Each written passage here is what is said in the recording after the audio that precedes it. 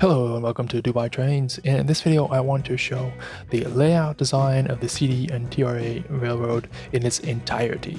I really spent quite a few videos dedicated to sections and areas of this track plan and how I designed it specifically, but now I want to go into the layout as a whole and give some extra remarks and design thoughts that I took into consideration. And I noticed also that my channel has grown significantly in the past couple of months, so in case you missed these videos, don't worry, this video will catch you up to speed and then some. And I'll let certain banners pop up into the screen just showcasing which video you could watch if you want to learn more about a specific area. So here's the layout design in its entirety, and let's start with the yard right here. Let me rotate the screen a bit. And so here is the yard. As you see, we have 1, 2, 3, 4 tracks, and we have a arrival departure track right here.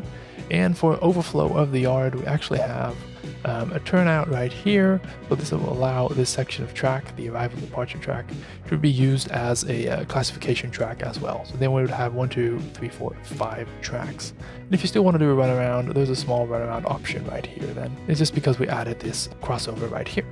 And the crossover also allows the engines to go to and from the engine facility right here. And this layout is set in Chicago around the transition era. So the terminal actually consisted only of these 2 tracks, with some coaling facilities, ash, water, and a small shed to do some small repairs.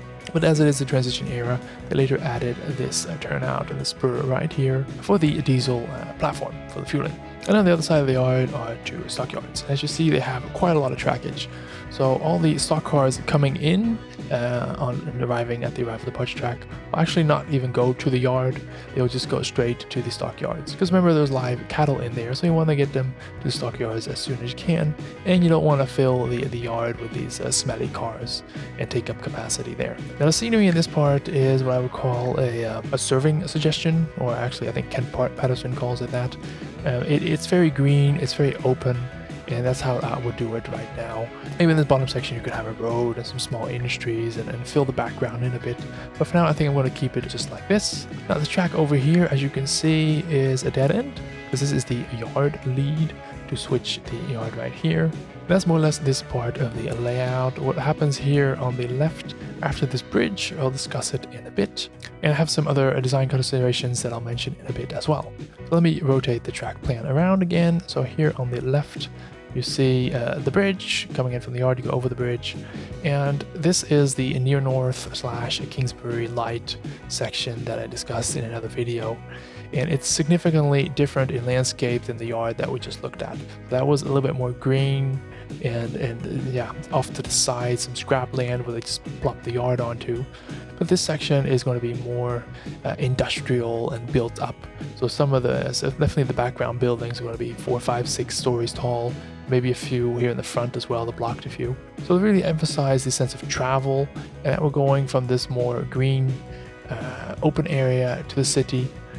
We need a lot of fuel blockages. So actually the bridge is one of the first few blocks that will give a sense of travel. We'll go under this viaduct and have this paper company right here that should be a tall building to really get a sense of immersion and that we're changing landscape. So do note that this 90-degree curve can easily be straightened out if you have if you have more length in your bench work. Now there's so much street running in this design, and I actually want more street running. So what I'm going to do in the upcoming videos is make a small diorama just as a test to see what is the best way and most reliable way to fill in track work and turnouts and crossings. So that's upcoming. Now another serving suggestion is you can see it here in this example, is that here I just added a stroke of green. So we're coming from the hustle and bustle, and we're slowly fading into this whole green alley here that is the brewery. What I think actually would be nice is here to maybe have like a car garage or some really iconic scene that's nice and fun to model, people can look at. Optional as well, because we have a siding here, is to have a scrapyard here. Every now and then a gondola spotted here for loading and offloading. That'll be interesting, because that means if you have some cars parked here that you will have to move them. Let me continue and turn the screen once more. And this section here, I really like it. It needs to be under a little bit of an angle. Now it's just 100% perpendicular to the bench work. That's not going to look nice. I really like it because we have 1, 2, 3, 4, 5 tracks parallel to each other. And it's going to be corresponded on the north tracks and here on the south one where we have the icing. And this is Kingsbury-esque. And why I say that, because the end of the Kingsbury line actually ends something like this, where you have several tracks bending off, crossing the road, or stopping because there's an industry there. So this really fits in well. In the Kingsbury, these dead-end tracks are facing to the south and not to the north, and I actually did that on purpose because all the industries that you see here on the north side of the track are part of the brewery.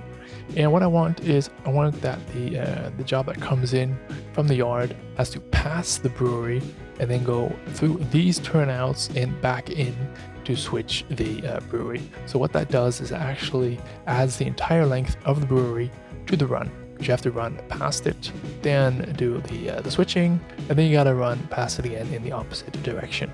Note that the icing is in the same facing direction as the brewery, because that's what you're going to be switching a lot. Now, talking about icing, there's one industry here, the cold storage. That's this one right here, on the corner between Erie Street and Orleans Street.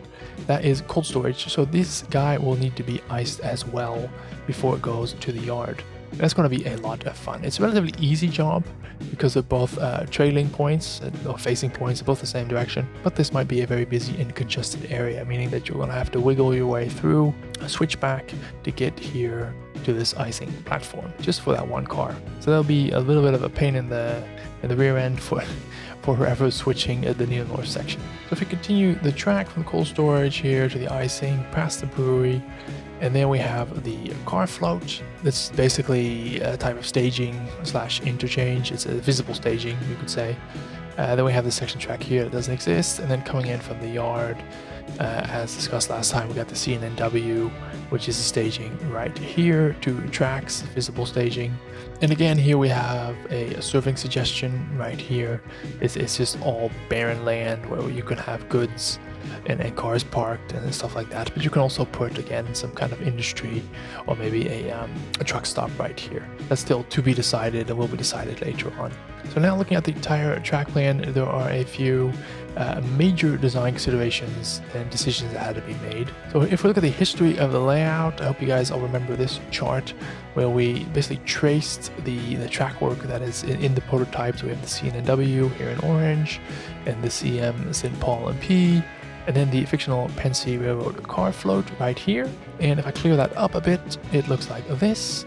And then you'll see that coming in from this interchange, you have a facing point going into the Division Street yard and also facing going into near north. And if you look at our layout coming from the C&W, these 2 tracks right here, the yard is actually trailing. It's not facing at all.